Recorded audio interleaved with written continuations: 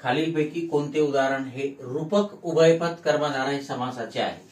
ठीक, ज्ञानामृत, नरश्रेष्ठ, पितांबर, साखरझोप. आधी आपण रूपक उभयपद कर्मधारय समास म्हणजे काय हे बघू.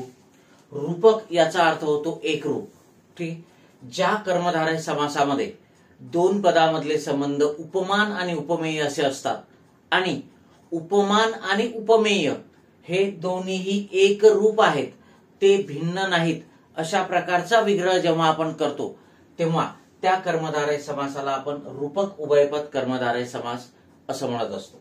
इथे बघा, ज्ञानामृत हेच आपलं उत्तर आहे, कारण इथे आपण याचा विग्रह ज्ञान हेच अमृत असा करणार आहे.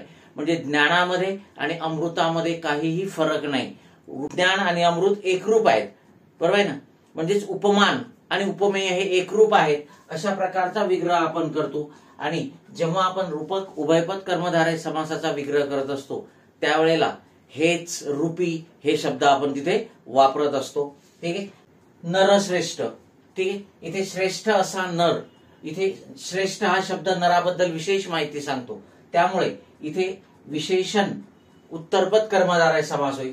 पितांबर, पिवळे असे वस्त्र, इथे विशेषण पूर्वपद कर्मधारय समास होईल. साखर झोप, साखरे सारखी झोप, इथे सुद्धा काय होणार आहे? विशेषण पूर्वपद कर्मधारय समास होणार आहे.